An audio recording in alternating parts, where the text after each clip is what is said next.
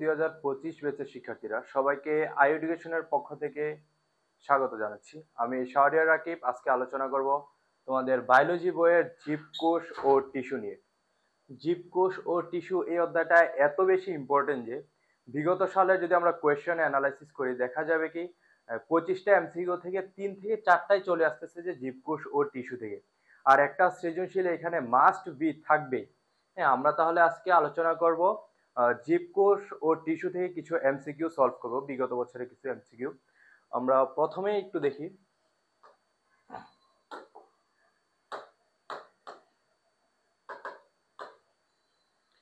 ব্যাকটেরিয়াতে কোন অঙ্গাণুটি উপস্থিত। এটা আসে কুমিল্লা বোর্ড 2021 এবং চট্টগ্রাম বোর্ড 2019। ব্যাকটেরিয়া প্রথমেই যদি আমরা দেখি, ব্যাকটেরিয়া এটা মূলত হচ্ছে যে আদিকোষী একটা জীব। আমরা জানি নিউক্লিয়াসের ভিত্তিতে কোষ প্রধানত দুই ধরনের, একটা হচ্ছে আদিকোষী জীব আর হচ্ছে প্রকৃতিকোষী জীব। আদিকোষী জীব মূলত কাদেরকে বলা হয়? যেসব কোষের নিউক্লিয়াস সুগঠিত নয় তাদেরকে বলা হয় আদিকোষী জীব, আর যেসব কোষের নিউক্লিয়াস সুগঠিত তাদেরকে বলা হয় প্রকৃতকোষী জীব। আদিকোষী জীবের মধ্যে জীবের যদি কিছু বৈশিষ্ট্য আমরা দেখি তাহলে দেখতে পাবো কি আদিকোষী জীবে মূলত কোনো প্রকার কোষীয় অঙ্গাণু থাকে না, শুধু থাকে যে রাইবোজোম। রাইবোজোম এটা এমন একটি কোষীয় অঙ্গাণু যেটা আদিকোষ, প্রকৃত কোষ, উদ্ভিদ কোষ, প্রাণী কোষ সকল ধরনের কোষের মধ্যে এই রাইবোজোমটা বিদ্যমান। এই রাইবোজোমটা হচ্ছে সকল ধরনের কোষের মধ্যে বিদ্যমান। তাহলে প্রশ্নটাতে কি দেখা যাচ্ছে? ব্যাকটেরিয়াতে কোন অঙ্গাণুটি উপস্থিত? অপশনে কি আছে? Mitochondria, plastid, ribosome, endoplasmic reticulum.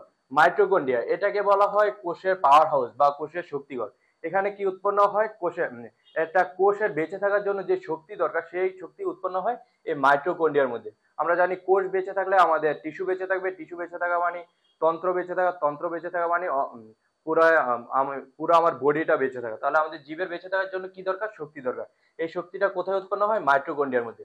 আর এই প্লাস্টিড হচ্ছে মূলত এটা উদ্ভিদ কোষের একটা অঙ্গাণু।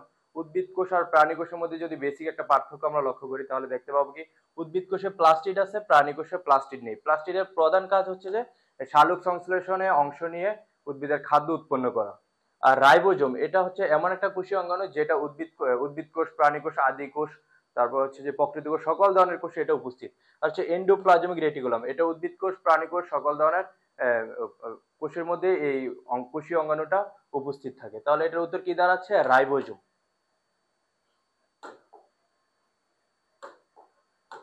তারপর দেখি ছত্রাকের কোষ প্রাচীর কি দ্বারা গঠিত। ছত্রাক লেখাটা আমরা দেখতে পাচ্ছি এখানে ক দিয়ে, ছত্রাক লেখাটা শেষ হয়েছে ক দিয়ে, আর এখানে এই কাইটিন শুরু হয়েছে ক দিয়ে। তাহলে এটা মনে রাখার সহজ একটা উপায় হচ্ছে ছত্রাকের কোষ প্রাচীর কাইটিন দিয়ে গঠিত। তারপর দেখি সৌরশক্তিকে আবদ্ধ করে রাসায়নিক শক্তিতে রূপান্তর করে কোনটি? হ্যাঁ, অপশনে কি আছে? অক্সিজম, ফাইটোসায়ানিন, ফাইক্রোএরিথ্রিন, থাইলাকোয়েড। অক্সিজম মূলত এটা আমরা কোথায় দেখতে পাবো? অক্সিজম এটা হচ্ছে কোষের যে মাইটোকন্ড্রিয়ার গঠনের মধ্যে মাইটোকন্ড্রিয়ার ভিতরে যে বাচ থাকে সেই বাচকে আমরা মূলত ক্রিস্টি বলি, আর ক্রিস্টির গায়ে কতগুলো দানাদার বস্তু লেগে থাকে যাদেরকে বলা হয় অক্সিজম। আর ফাইকোসায়ানিন এটা হচ্ছে এক ধরনের ক্রোমোপ্লাস্ট যার কালার হচ্ছে নীল, আর ফাইক্রোএরিথ্রিন এটা এক ধরনের ক্রোমোপ্লাস্ট যার কালার হচ্ছে যে লাল। আর থাইলাকয়েড এটা হচ্ছে মূলত প্লাস্টিডের ক্লোরোপ্লাস্টে থাকে। থাইলাকয়েডের চিত্রটা যদি আমরা দেখি, থাইলাকয়েড হচ্ছে মূলত এইগুলা।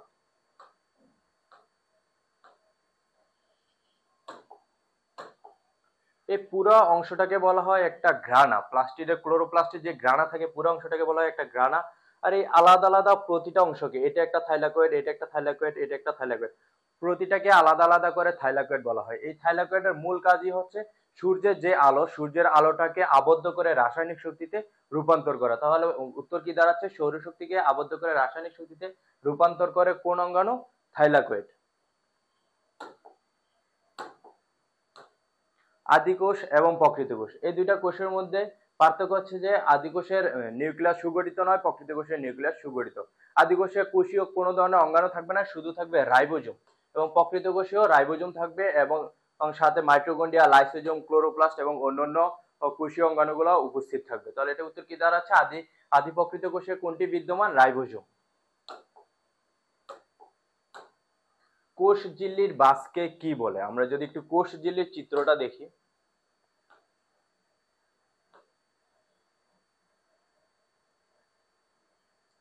এটা হচ্ছে একটা কোষঝিল্লি। এই কোষঝিল্লির যে বাসগুলা দেখতে পাচ্ছি, এই বাসগুলাকে মূলত বলা হয় মাইক্রোভিলাই। কি বলা হয়? মাইক্রোভিলাই। আর কি আছে অপশনে? হাইলাস, মাইক্রোভিলাই, ম্যাট্রিক্স, কিস্টি। হাইলাস হচ্ছে আমাদের যে বৃক্ষের অবতল অংশে যে বাস দেখা যায়, সেই বাসকে বলা হয় হাইলাস।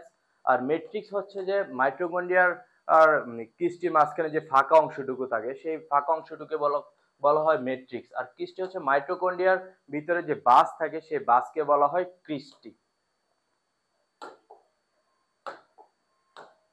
তারপর দেখতে পাচ্ছি কি, পলিস্যাকারাইড দিয়ে গঠিত কোনটির কোষ প্রাচীর? পলিস্যাকারাইড, আমরা জানি মাশরুম হচ্ছে পুরো জীবজগৎকে যদি 5টি রাজ্যে ভাগ করা হয়, তার মধ্যে মাশরুম হচ্ছে ফানজাই রাজ্যের। মূলত ফানজাই রাজ্যে যেসব জীব আছে তাদের কোষ প্রাচীর কাইটিন দিয়ে গঠিত। আর শৈবালের কোষ প্রাচীর হচ্ছে সেলুলোজ দিয়ে গঠিত।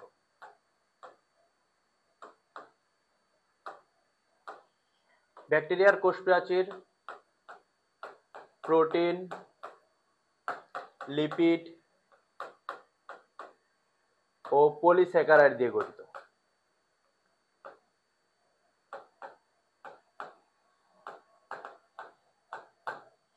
ব্যাকটেরিয়ার কোষ প্রাচীর কি দিয়ে গঠিত? প্রোটিন, লিপিড ও পলিস্যাকারাইড। এবার প্রোটিন ও লিপিডকে আমরা একসাথে কি বলবো? লিপোপ্রোটিন।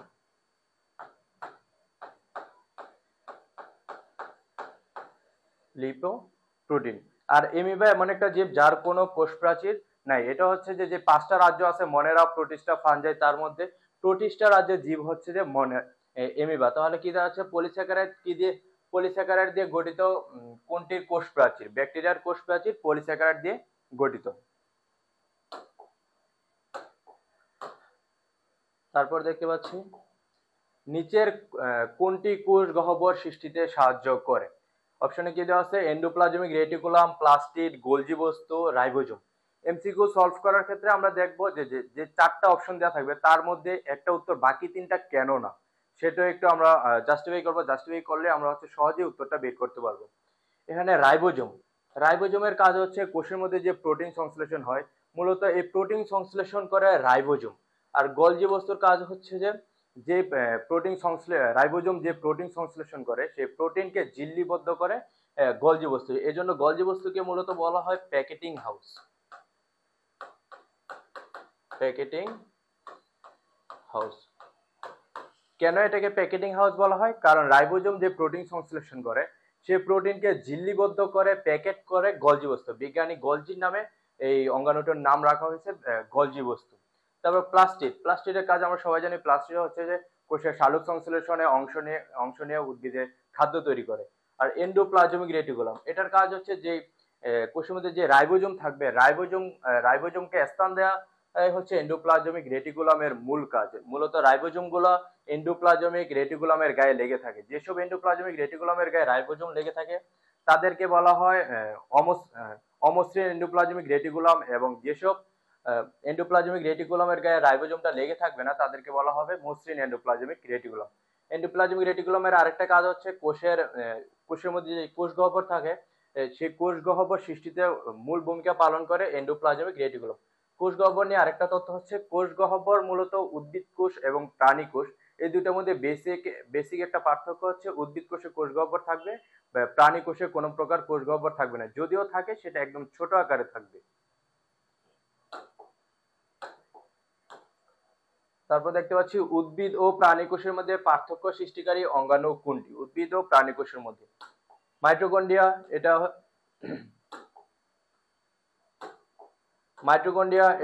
এটাকে কোষের পাওয়ার হাউস বলা হয়। উদ্ভিদ কোষ এবং প্রাণী কোষ উভয় কোষের মধ্যে শক্তি উৎপাদন করে মাইটোকন্ড্রিয়া। এন্ডোপ্লাজমিক রেটিকুলাম রাইবোজোমকে স্থান দেয়। রাইবোজোমের বাসস্থান বলা হয় এন্ডোপ্লাজমিক রেটিকুলামকে। রাইবোজোম কোষের মধ্যে কোষের মধ্যে প্রোটিন সংশ্লেষণ করে। যে রাইবোজোমটা হচ্ছে সকল ধরনের কোষীয় অঙ্গাণু কোষের মধ্যে রাইবোজোম থাকবে। আদি কোষ, প্রকৃত কোষ, উদ্ভিদ কোষ, প্রাণী কোষ, সকল ধরনের কোষের মধ্যে এই রাইবোজোমটা বিদ্যমান থাকবে। প্লাস্টিড, এটার কাজ হচ্ছে উদ্ভিদকে সালোক সংশ্লেষণে সহায়তা করে খাদ্য উৎপাদন করা। যেহেতু আমরা প্রাণীরা খাদ্য উৎপাদন করতে পারি না, খাদ্য উৎপাদন করে শুধুমাত্র উদ্ভিদ, তাই উদ্ভিদ এবং প্রাণী কোষের মধ্যে পার্থক্য সৃষ্টিকারী প্রধান অঙ্গাণু হচ্ছে যে প্লাস্টিড। প্লাস্টিডের কোথায় সূর্যালোক আবদ্ধ হয়? একটু আগেই আমরা দেখলাম এই কোয়েশ্চেনটা। প্লাস্টিডের যদি আমরা প্লাস্টিডের আমরা জানি প্লাস্টিড ৩ ধরনের প্লাস্টিড দেখতে পাওয়া যায়: ক্লোরোপ্লাস্ট, ক্রোমোপ্লাস্ট, লিউকোপ্লাস্ট। ক্লোরোপ্লাস্টে যে ক্লোরোপ্লাস্টে মূলত ক্লোরোফিল থাকে, যেটা সালোক সংশ্লেষণের প্রভাবক হিসেবে কাজ করে। তারপর থাকে ক্রোমোপ্লাস্ট, যেখানে বিভিন্ন ধরনের রঞ্জক পদার্থ থাকে। ক্রোমোপ্লাস্টের কাজ হচ্ছে পরাগায়নে সাহায্য করা বিভিন্ন ধরনের কীট পতঙ্গকে, উদ্ভিদের বিভিন্ন ফুলকে বিভিন্ন কালার রঞ্জক প্রদান করা। রঞ্জক প্রদান করলে দেখা যাবে কি পরাগায়নে বিভিন্ন ধরনের কীট পতঙ্গে ওকে আকর্ষণ করবে, আকর্ষণ করার ফলে পরাগায়নে সাহায্য করবে এই ক্রোমোপ্লাস্ট। তারপর আছে ৩ নম্বর আছে লিউকোপ্লাস্ট। লিউকোপ্লাস্টের কাজ কি? লিউকোপ্লাস্ট হচ্ছে যে উদ্ভিদের মধ্যে যে খাদ্য উৎপন্ন হবে সেই খাদ্য সঞ্চয় করে রাখে লিউকোপ্লাস্ট। তাহলে গ্রানার, আমরা একটা ক্লোরোপ্লাস্টের চিত্র দেখি, প্লাস্টিডের ক্লোরোপ্লাস্টের চিত্র।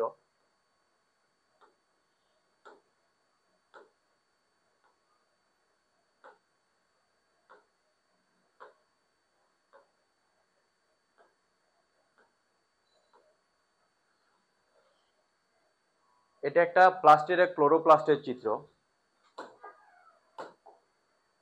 এই যে অংশগুলো, এটা হচ্ছে থাইলাকয়েড, পুরো অংশটাকে বলা হয় গ্রানা, আর এই মাঝখানে যে সংযোগ স্থল এটাকে বলা হয় লেমেলাম, এবং মাঝখানে যে ফাঁকা অংশগুলো আছে যার নাম হচ্ছে এস্ট্রোমা। তাহলে প্লাস্টিডের সূর্যের আলোকে আবদ্ধ করে মূলত হচ্ছে এই গ্রানা। এই গ্রানার কাজই হচ্ছে সূর্যের আলোক রশ্মিকে আবদ্ধ করে রাসায়নিক শক্তিতে রূপান্তর করা। তাহলে উত্তর কি দাঁড়াচ্ছে? প্লাস্টিডের কোথায় সূর্যালোক আবদ্ধ হয়? গ্রানা অংশে। তারপর দেখতে পাচ্ছি লিউকোপ্লাস্ট কোনটির সংস্পর্শে এসে ক্লোরোপ্লাস্টে রূপান্তরিত হয়? লিউকোপ্লাস্ট কয় ধরনের প্লাস্টিড দেখতে পাওয়া যায়?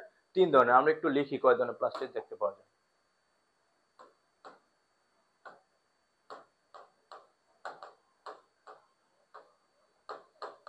Chloroplast,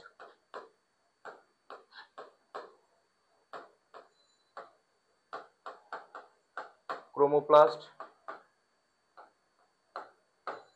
leucoplast.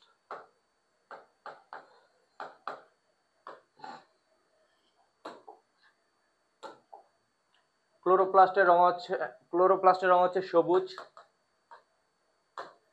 এটার কাজ হচ্ছে সালোক সংশ্লেষণ অংশ নেওয়া। ক্রোমোপ্লাস্টের কাজ হচ্ছে এখানে বিভিন্ন ধরনের রঞ্জক পদার্থ থেকে, যা লাল, নীল, হলুদ, যত উদ্ভিদে সবুজ ছাড়া যেসব রং দেখতে পাওয়া যায় সব রংগুলো হচ্ছে ক্রোমোপ্লাস্ট। আর লিউকোপ্লাস্ট যেটাকে বলা হয় বর্ণহীন প্লাস্টিক। বর্ণহীন প্লাস্টিক। এই লিউকোপ্লাস্টের কাজ হচ্ছে এখানে উদ্ভিদের দেহে উৎপাদিত খাদ্য এখানে সঞ্চয় করে রাখে। কে সঞ্চয় করে রাখে? লিউকোপ্লাস্ট। লিউকোপ্লাস্টটা মূলত হচ্ছে যে উদ্ভিদের যেসব অংশে সূর্যের আলো পৌঁছাতে পারে না সেই সব অংশে লিউকোপ্লাস্ট পাওয়া যায়। তাহলে উদ্ভিদের কোন অংশে সূর্যের আলো পৌঁছাতে পারে না? উদ্ভিদের মূলে মূলত সূর্যের আলো পৌঁছাতে পারে না, সেখানে লিউকোপ্লাস্ট থাকে। তাহলে উদ্ভিদের যে শিকড় বা মূল বলা হয় সেখানে লিউকোপ্লাস্ট পাওয়া যায়। লিউকোপ্লাস্ট কিছু কিছু ক্ষেত্রে আমরা যদি মূলাকে তুলনা করি তাহলে দেখতে পাবো মূলার উপরের অংশটা মাঝে মধ্যে আমরা সবুজ দেখতে পাই। কেন সবুজ দেখতে পাই? মূলাটা হচ্ছে মূলত মাটির নিচে থাকে, যেখানে সূর্যের আলো পৌঁছাতে পারে না, যার কারণে এটা কোনো রং থাকে না। তো যখন আমরা মূলার উপরের অংশটা সবুজ দেখতে পাবো, সেখানে সূর্যের আলো পৌঁছানোর কারণে লিউকোপ্লাস্টটা ক্লোরোপ্লাস্টে রূপান্তরিত হয়। কোথায়? লিউকোপ্লাস্টটা ক্লোরোপ্লাস্টে রূপান্তরিত হয় এবং সবুজ বর্ণ ধারণ করে। তাহলে এটা উত্তর কি দাঁড়াচ্ছে? আলো। লিউকোপ্লাস্ট কোনটি সংস্পর্শে এসে ক্লোরোপ্লাস্টে রূপান্তরিত হয়? আলোর সংস্পর্শে এসে।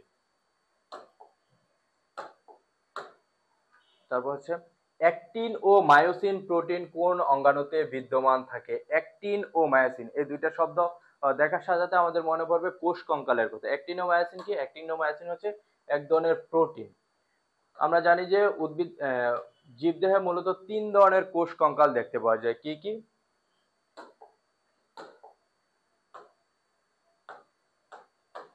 মাইক্রোটিবিউল,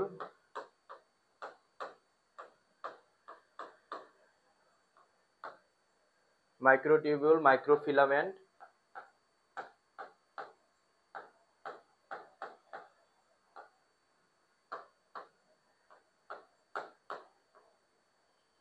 আর হচ্ছে ইন্টারমিডিয়েট ফিলামেন্ট।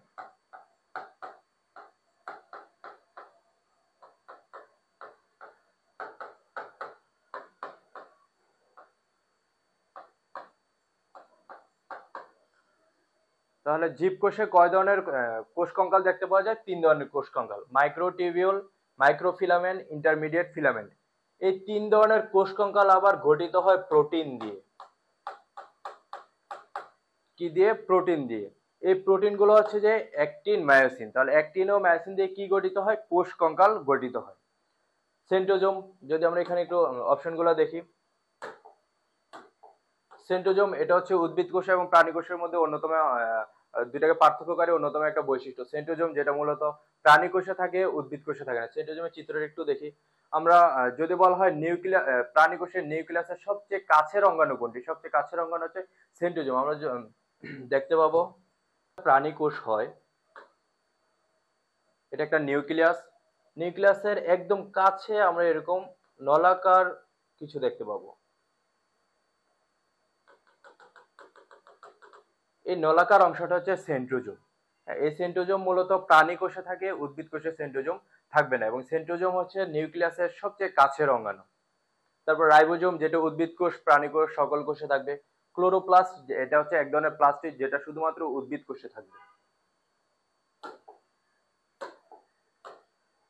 কোষের সকল কার্যাবলী নিয়ন্ত্রণ করে কোনটি? কোষের সকল কার্যাবলী আমরা জানি, একটা কোষের মধ্যে কোষের যদি হৃৎপিণ্ড বলা হয় তাকে বলা হবে কোষের নিউক্লিয়াস। কোষের পুরা কোষটাকে নিয়ন্ত্রণ করবে কোষের নিউক্লিয়াস। রাইবোজোম কি কাজ করে? প্রোটিন সংশ্লেষণ করে। মাইটোকন্ড্রিয়া কি কাজ করে? মাইটোকন্ড্রিয়াকে কোষের পাওয়ার হাউস বলা হয়, যেখানে শক্তি উৎপাদন হয়। প্লাস্টিড কি কাজ করে? প্লাস্টিডে খাদ্য উৎপন্ন হয়। সুপ্রিয় শিক্ষার্থী, আজকে এতটুকুই। দেখা হবে নেক্সট কোনো ক্লাসে।